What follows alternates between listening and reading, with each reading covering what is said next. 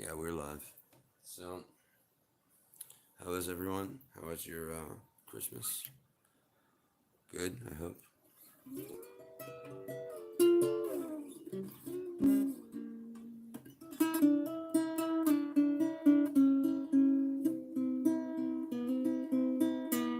Okay, so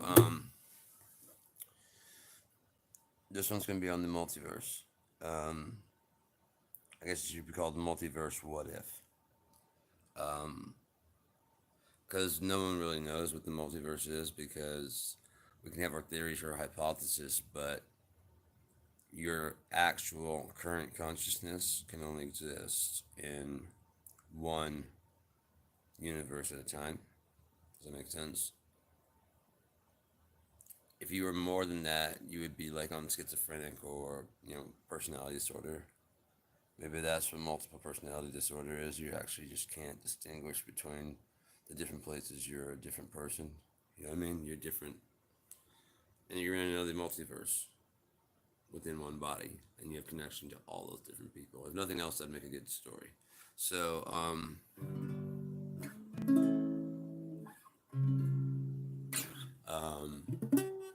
so it was dawning on me that the multiverse could very easily be all time.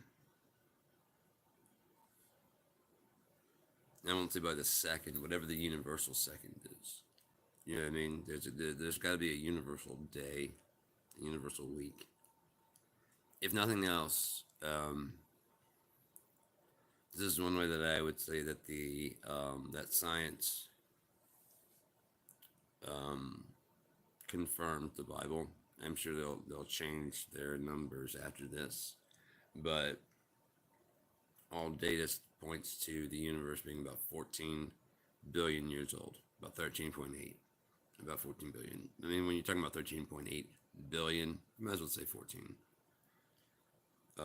And because I mean, at that point, what's 200 million? You know, what's 200 million? So 14, round up 14 billion, thereabouts. Well, if you divided 14 billion by 7, the universal day would be 2 billion years, wouldn't it? Wouldn't it? The universal day would be 2 billion years. If we divided the 14 billion years that the universe has been alive like a 7-day work week, it would not we would be in the last bit of Saturday, about to go into Monday, wouldn't we? It's just true. So, if the multiverse is real, then it could easily be that whatever on that scale, whatever the second would be, there's an option to divert and go in any direction possible. Any choice can be made. Imagine your lifetime from your birth to now, and every choice you could have made, you did make. But this is the one that your current consciousness is in. The one where you decided to go jumping off that pier instead of where you decided to go home, or, vice versa, whatever it is. You went bike riding, whatever it is that you did the opposite, or you chose another option. That's out there somewhere. Now, if not all this is hypothetical, there's none of this is like fact or whatever, so whatever, but black holes could easily be designed to swallow, slowly but surely, every universe that doesn't connect A to B. Imagine the electrons falling from a cloud that's raining. You know what I mean? There's all this rain, there's electrons falling with it, and the electricity is trying to find the fastest way to connect to the ground at the ground. It only picks the lightning, finally picks whatever it is that connects the fastest way. But those electrons have been falling for a while. and it finally makes connection between the two, and it jumps off that to that to that to that, and that's why it zigzags. Well, the fastest point between A and B is a straight line. Why is lightning not coming straight down? Why is it? Why is the fastest way that way? Why is the fastest way for a river to snake and wind? Why? Because when it hits resistance, it gives into it. We fight resistance. We look at it as a challenge. Nature hits that shit and rolls. You know what I mean? Rolls off. Explaining chaos theory, like the water can drop on the same branch all day, and each drop can go a different way. One rolls toward the tree, one rolls into the water. There's some little tiny imperfections because it just doesn't fight any resistance. And that's why it doesn't just go straight down, because that would have to cut through, like, different water. It just wouldn't cut the right path.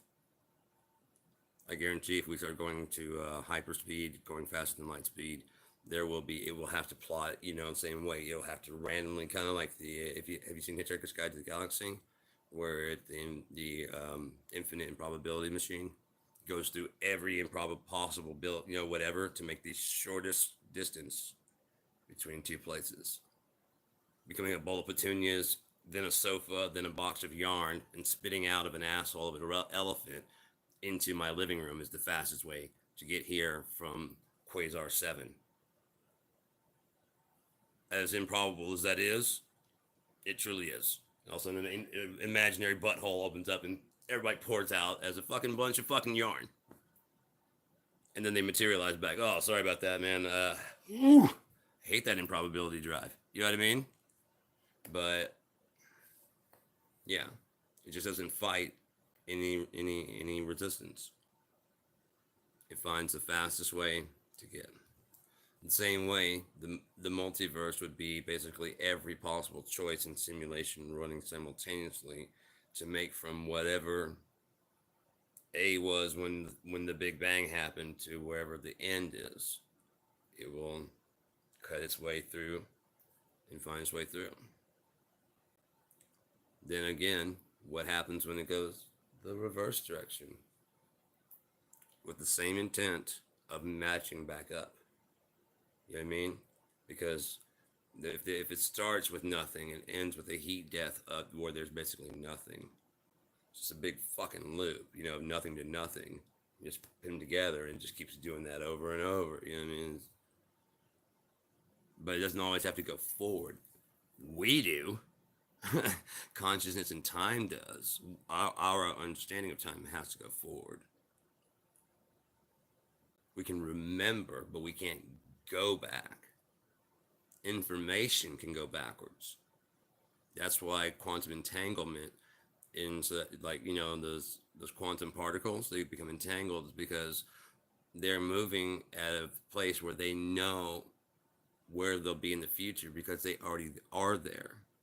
Their future self, like, imagine your future self was about to die, had the ability to send to you right now what day it was and how you were dying. There's nothing you could do about it, but it's your brain, it's your energy, it's you. You own that. You will be that in the future, just as you are you have the scars to prove you are that kid that skinned their knee 7 years ago. Whatever, however long it was that you had the accident. I've got a scar on my forehead. I hit it twice. So I think I have to unfurrow my brow. When I furrow it, you can see it really good. But I hit that twice to prove that the kid that I was when I was like in California, who'd got that, I fell off of a bridge when I was real young, and one of my GI Joes had fallen off of a bridge, and when it gets wet, it gets moss, slipped right off and right onto a rock. And then the next time it happened, we went to go watch Superman at a drive-in. And this tells you how old fucking, it was like 1970, no, it was right starting in the 80s. You know what I mean? Because I left I was born in 76, and I left California when I was 7. So we went to go watch Superman. There's a jungle gym. Those whatever those domes for kids to play on. but underneath it was just fucking rocks, and no parents like stopped us from going to play on it. So I'm hanging upside down on the thing, and I was holding on and trying to be, like the big thing back then. Look, mom, no hands. I don't know if you guys, how old anybody's watching this, but I tried to do the look, mom, no hands, and whoop, my feet gave off and split up again. That's probably what's wrong with me. Anyone wondering what the fuck's wrong with me? I hit the same spot in my head twice. The first one probably knocked me sane. The second one probably is like, ain't nothing we can do for you now, kid. Nothing we can do. You're fucked. You're screwed. You've had that much fucking painkiller and shit by fucking 7 years old. You're toast. Sorry, man. All you had to do is just keep a hold of that fucking jungle gym, you dumb shit. Now your special ass is out here talking about the multiverse like anyone gives a fuck. Anyways, so yeah. But it dawned on me, like I said, because nothing supposedly escapes a black hole. Which makes me wonder how they take a photo of a black hole. Now, I get, like, if the black hole were, because not all stars are just like, poof, and they're just on. Even they kind of turn on. So this black hole may be starting up, and that's what we see. But once things pass the event horizon, even light can escape, right? So how could a camera capture that? Because no light would be heading towards the camera to capture unless sunlight does escape. You know what I mean? Do you understand? That doesn't make any sense because I can't. If there should be blackness, and I wouldn't doubt that we might be looking at just like we have dwarf stars and giant stars or whatever. These might be dwarf black holes that are starting up. They're just turning up and starting to build up mass, and they're starting to pull everything in. You see what I'm saying? And everything will be pulled into them eventually. When that heat death happens, it just sucks it all up because it is blackness. Another thought that occurred to me is like, because there's no light escaping and it's all going that way, what if on the other side of the universe, on the negative universe, if there is a negative, if I'm correct and time did go backwards, because for every action is equal and opposite of reaction, as time went forward, time also went backwards with the same intention of with forward. Now going forward, human interaction, we could live out our free will and do whatever we wanted to do. But that going backwards is going to eventually come back this way. And whatever's not intended is going to get wiped out. You understand? Every building, every tree, everything that's out of place will be put in its where the universe wanted it to be when the universe created itself, regardless of what we want. It'd be very easy for the universe to just abort Adolf Hitler, miscarry him in the womb. You know what I mean? That way, that never even happens. So there's no reason to carry around the anger, the distrust, or the worry. Every asshole that's ever born, just wither and die in your mom's womb, man. Sorry. Then you won't hassle the rest of us. If I'm one, then fucking let me go. That would be, I would love that if to have never bothered anybody, as opposed to suffering some kind of universal or God-given damnation for my actions. I would way rather be erased from history, ever. And the Bible it does talk about that. It says you go to ponder them and you won't even find them there when he establishes his kingdom. When two women will be in the field and one will be left behind. We always think of the one being left behind as because we're abandoned. Oh, you're abandoned. No, the one left behind was the one that's supposed to be there. The one that was taken, like a thief came along and snatched him out of history and out of your mind and out of everything. Behold, I come as a thief. He comes rolling through, setting the actual way things should be, and you don't even remember. And rather than punishing people forever, make them so they never did anything. The opposite of eternal life is eternal death, not eternal damnation. A loving God would know this, They've already thought of this and planned on it. And if you read the Bible, it actually talks about it. There are only 3 people that actually go to hell forever. And even then, hell is eventually gathered up and thrown away. So it's, yeah. But there's a reason why they won't ever get out. They won't ever admit they belong there, that they deserve punishment. It's the only way out is to admit that you deserve to be there. That's one it's been, I'm telling you. It's the only way out. You don't expect that to be over immediately. You're still going to have to sit in there and soak for a bit until you're clean. But if you actually watch how they purify silver, it's about the same thing. It burns the silver. When the silver's done, it becomes purified.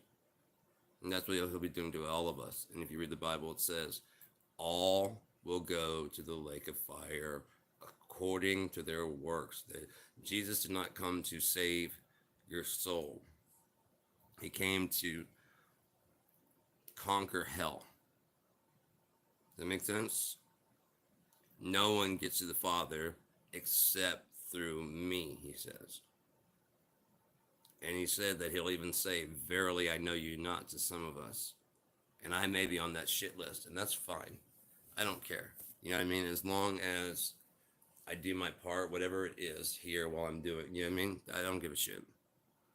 If it means that everybody's happier that I'm gone, one, I could totally understand it and see that. I don't even see why people fucking tune in these. What I don't understand it. I'm not trying to preach or anything like that, but I mean, it does all tie together in a very weird way. That's just fucked up. If you actually read the King James Version, and I have one around here. Actually, it's in my backpack, isn't it? Yeah. But what the way people describe, the way scientists have described life and the origins of the universe, and I've studied both. They line up. I'm sorry, they just line up. I would like to actually do and find out. I don't know the exact timing of when they believe that things happen. One of the first things they believe that was created in the universe was stars, which then made these like nuclear factories that created all the elements because it's just like hydrogen burning, right? And so that hydrogen created like all these elements because it, it started becoming more complex and stuff like that, which made the building blocks of creation of life.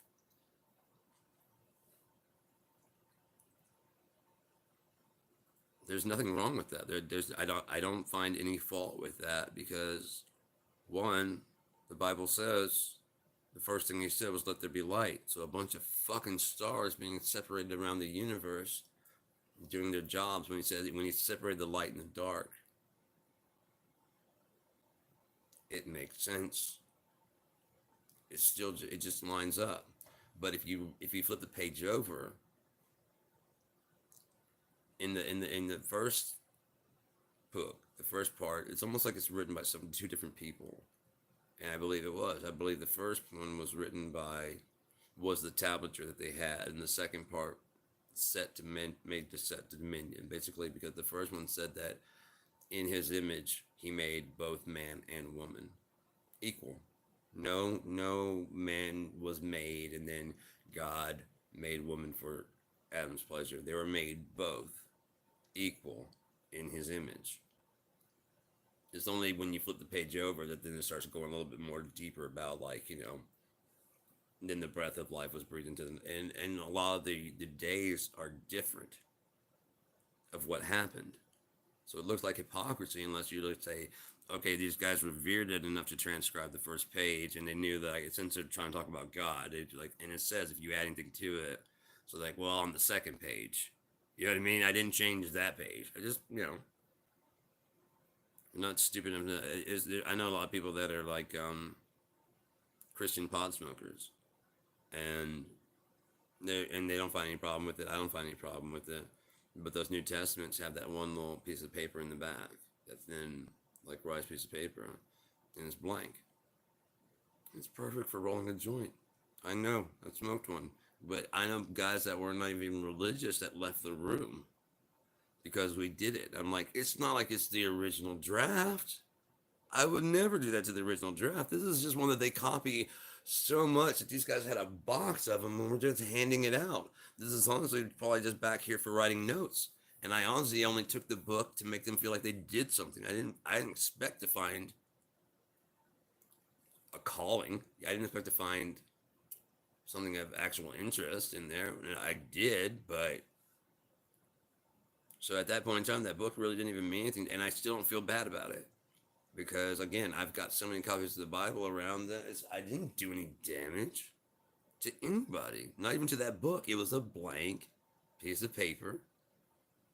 It's not like each one has been blessed by Jesus himself. If it would, I would not do it. I have reverence for the right things. I respect the book. I would never take a page with the word on it and smoke that. No, I wouldn't do that. But this was a page in the back. The book's over. Nothing there. It's just there, and we were out of papers. It's almost like God's like, I got you, bro. You're starting up in this shit, right? You're starting reading the book? Okay, as long as you keep reading, go ahead and smoke that and just keep reading. And that's what I did. That's honestly how what happened. Because everybody pretty much left, like, oh, fuck that. Me and my roommate smoked, and he didn't care. He thought it was cool. He thought it was funny. I thought it was funny. I was smoking the word of God, but there was no word on it. But it's funny. That, I mean, anyways. Maybe I'll have to answer for that when I die. And I accept that. That's one thing is I don't try to run from it. And so many people that like are quote unquote pro guns is what you're actually doing is running from your demise. Because it says fear not which cause if you're Christian, fear not which can cause your physical death, but fear him that causes your spiritual death. So stocking up on guns and backup food and a bug out thing is not a whole lot of faith in God that he's going to provide. Not when you read about the disciples who left and Jesus said, don't take a fucking extra pair of clothes, don't take an extra pair of shoes, don't even take your walking stick, and don't even worry about what you're going to eat. And they just did it. You know how much faith that takes? You don't take a travel cloak. You just head out. Because the Son of God has, I mean, it doesn't really take much. I mean, if the Son of God tells you to do it, it's like, yeah, sure, man. But I mean, if there's even any question, you still have to kind of go, don't take nothing. No, don't take a weapon. Don't take shit. Just fucking what you got on right now. Head out.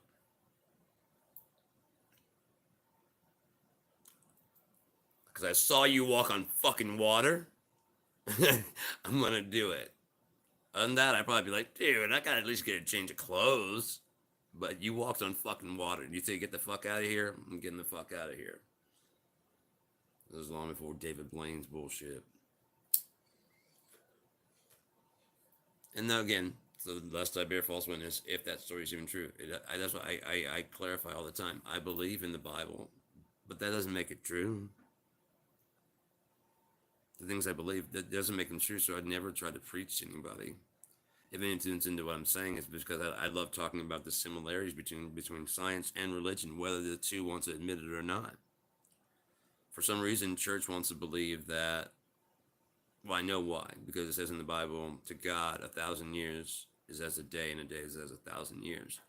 And Christians go, oh, 1,000, when you say a day, you mean 1,000 years. And when you say 1,000 years, you mean a day. That is not what happens. It means time is out the fucking window. 1,000 years will pass as quickly for God as a day passes for a human. In a day, he can get as much done as we could get done in 1,000 years. Time is irrelevant and out the window. We're talking huge numbers that shepherds and goat herders wouldn't have no idea of. Didn't even know where America was until fucking 1492, right? Somewhere around those times, you know what I mean? It wasn't until much later, loiter. Yeah, they were just loitering around and America walked up. How you guys doing? America. Much later, my brother's an atheist and he was sitting there like, oh, blah, blah, blah, blah. We're talking about the flood. And I was like, Keith, stop looking at that with the knowledge that you have now And imagine you're 2,000 years ago, 3,000, maybe 4,000 years ago. You don't know what a fucking automobile is. You barely, if you can make it from like your home to about 300 miles from your house and back, you're considered a seasoned traveler pretty much. You know? And so pretty much everything you've ever known is coated in water. 300 miles that way, 300 miles that way. The world, as you know it, is flooded. For however long it is that it was flooded. Just because we know about every animal that's out there, Noah did, Gilgamesh, Pipesh, they knew what every kind of animal was? No. No, they didn't.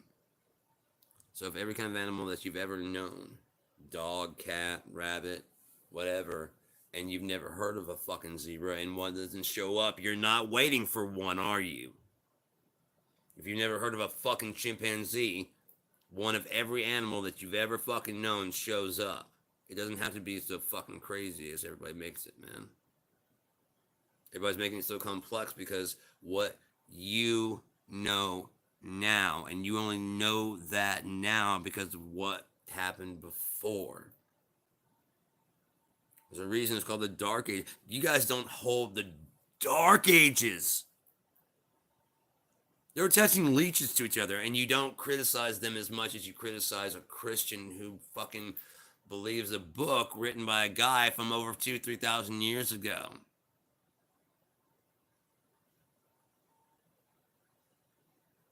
You don't. Well, it was the Dark Ages. They thought it could help. When a fucking shepherd gets it wrong about how old the universe is, 4,000 or 5,000 years ago, he doesn't even understand billions. You barely understand billions. Like you understand that fucking Mark Zuckerberg and other people have billions of dollars, but you don't understand billions. Right now, the lottery's going off in a little bit for $1.15 billion.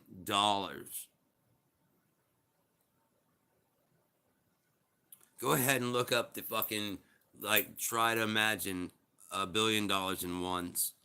Go ahead. They actually have it on YouTube. You can go ahead and try and figure out, like, how much a billion actually is. We don't even understand that shit, man. And we're going to judge people on fucking, it's disgusting, man. But I think at some point in time, all the options that we can possibly run within the multiverse will have run out.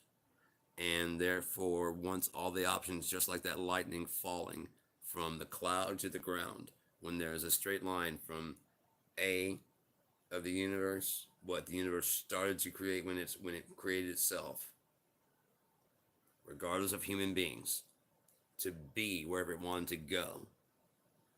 Once that lightning bolt through time and space and through all those different multiverse, you know what I mean, those different options, then it writes the story of how the universe created itself in the most ideal way for itself, branching and forking in different places only to stop and, you know, just, and then eventually when it hits A, or it hits B, sorry, it left at A, it hits a B.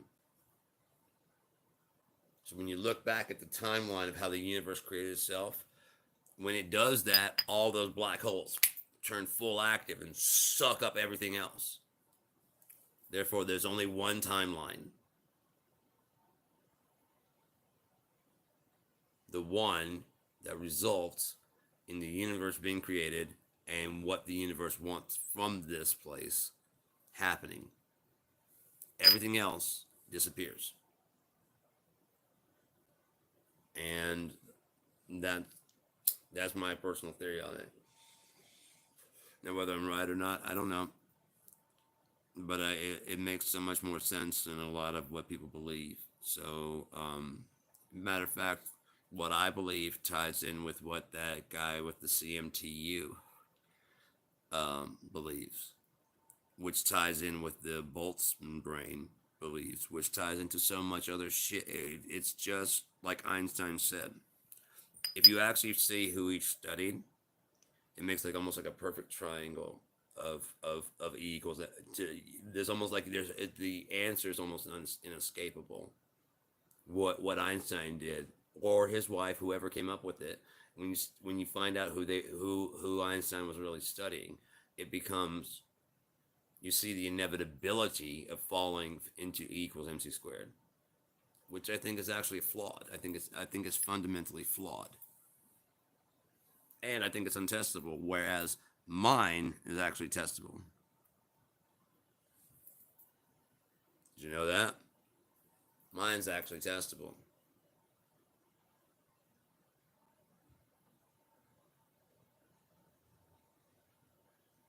You would need a very intense, intensely fast camera.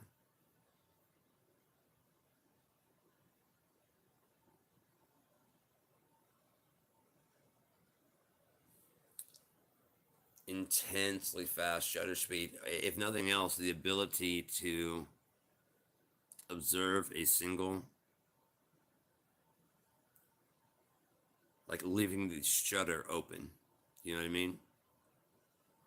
So it takes one picture over a long time, maybe even like 2 days, and see if it doesn't just go wow, wow, wow, wow, wow, wow, wow, wow, wow, wow, wow, wow, wow. I bet you it does. I would bet money it does. What's going on? I don't know why people tune into this. I have really no idea. It's like a new thing. It's tuning into people's live broadcasts. This is nothing important. I'm not broadcasting anything of importance. Shit, maybe I should just turn off fucking people being able to tune in. I don't mind people tuning in. I don't mind having conversations, but I can't leave the comments on because people just join in and start fucking doing stupid shit. I'm at 32 minutes and I've said about everything I want to say, so um, here's my belief. The multiverse is basically every possible option for this universe happening simultaneously. You understand? The universe is writing its own history, which may or may not include us. There may be another version of this universe out there that has no humans at all. And the universe may decide, you better get your bags back in that case, because we don't know. Just like with lightning, you don't know when that line is going to connect. But when it does, it's going to connect the future, the past, and the present in one thing, in one continuous timeline, like a ring of energy. You understand?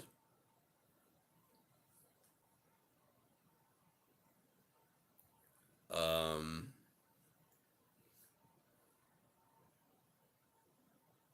it will be one instance.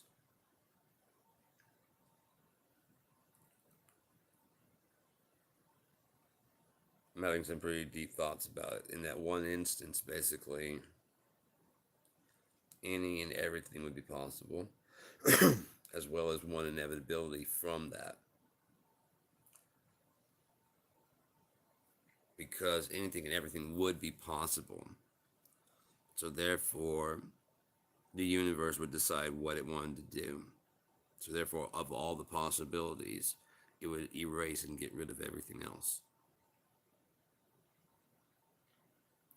Throughout time, it would zigzag through what it wanted to do to write itself a story about itself, how it came into being, that it likes, that it wants, because this entire universe is conscious. If you haven't figured that out now, you got problems. You got problems. Big, big problems. If you haven't contemplated that maybe the oil is not dinosaur whatever, but actual the blood of the host that is our planet, you got problems. If you haven't thought about the fact that the trees may be our host, the planet's lungs, and we are basically a parasite living off of our host. And that host has ways to shake us off. It supports all kinds of life that lives the way it's supposed to. The ones that don't get disposed of.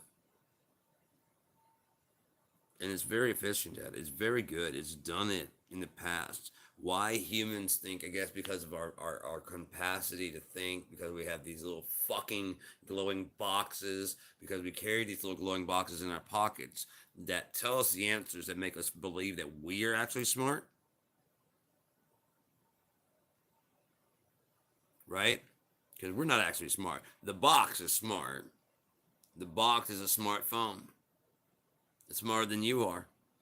It remembers birthdays, phone numbers, and shit that you could do if you used your mind. But it's easier to let that thing do it, isn't it? And so that's what we do. We surrender. There's no will to live. There's a will to continue.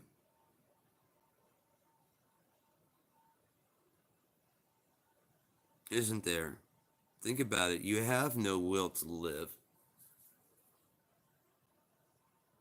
You're forced to. We call it the will to live because that's so much better than realizing we have no choice. You have no option. To the point where if you try to blow your fucking head off and it's not your time, you'll be alive. Just in a way worse position. Right? I know I tried and failed. Not with... I did my own thing, and I'm not going to get into that lest I fucking get struck for trying to encourage anything, and I'm not. That's when I realized I won't go until it's my time, because it should have worked.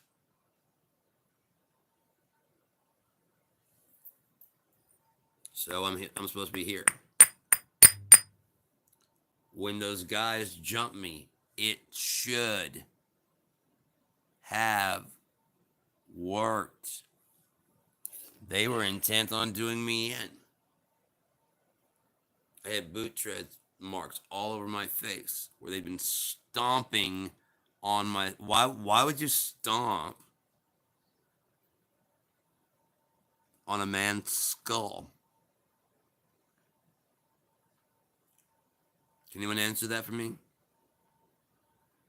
Why would you stomp on a skull so hard that the skin has boot treads in it and the brain ends up with a hemorrhage?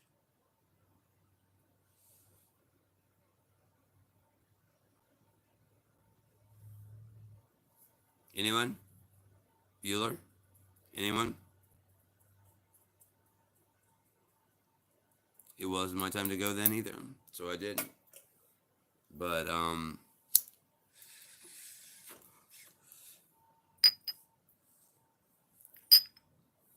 who knows? Maybe in another multiverse it did happen. Maybe in another verse I did crank, I did go. Both times. But the universe, in its desire, whatever it has at the end of whatever it's going, said no.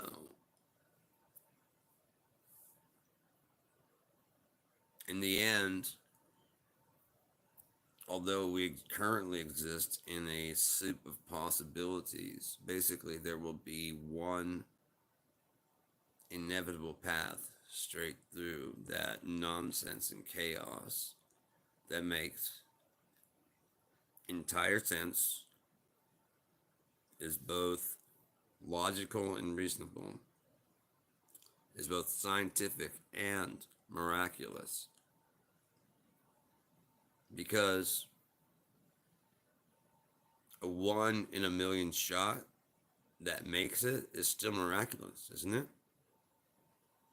We still lose our minds when a guy just takes his ball and he's the bell's about to ring and he just drops to the net. And he has like 2 seconds. He jumps in the air, and throws it.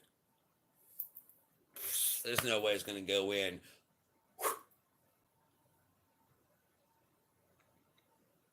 That's all you hear. And the crowd loses its mind as the guys that had just were going to lose in the last second. Matter of fact, if he hadn't thrown the ball at that time, if he just accepted that he was gone, that it was over, that they're not going to win.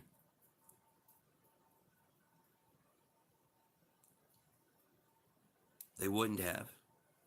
But because he wouldn't accept the fact that they were going to lose and decided to chuck that fucking ball,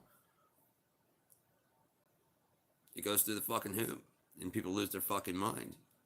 That's not a fucking... The odds of it happening are slim to none. And yet, we don't look at that as being a fucking miracle. If whatever happens. But yet at the same time, they look at like the miracle of childbirth. Miracles don't happen every day, every second, every hour of every day, of every week, of every year, of every... I mean, they do. Because it's a miracle that we're all alive. But miracle in the terms of what people think. The impossible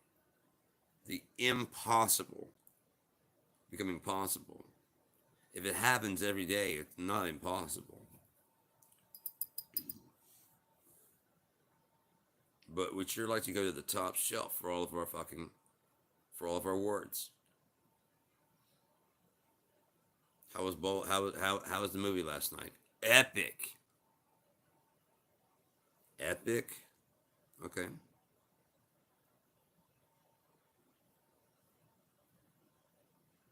Astounding, hilarious. These words then begin to lose all meaning because epic just means really, really good. There's a standard definition, and then you have to go, it was literally epic. Which people start doing like literally, and they don't mean literally. So when you say it was literally epic, people go, dude, it wasn't. Like, oh no, there was a sea voyage. There were harpies. There was a dragon. On the 7th day, 10 men died. This was truly an epic vacation. I still don't know where my dad is. You know what I mean? That's you know what I mean? We still don't know. We still don't know if he's alive or dead. We had to leave. We had no choice. That sound getting closer, we weren't waiting around. And he'd already told us, if he's not back, to just go. God damn, I gotta hear more about this fucking vacation story. Where'd you guys go? Disneyland! To start! Until the Pirates of the Caribbean suddenly didn't look like animatronics. And they were fucking taking hostages. What? Yeah, you still don't think my vacation was epic? Look at my face. I'm sea-weathered now. Am I normally sea-weathered? No. Why the fuck do I look sea-weathered, man? It's an epic vacation. It was an epic vacation. Did they have hot wings? No, it wasn't an astounding vacation. It was just epic. It's a joke. Have a good night.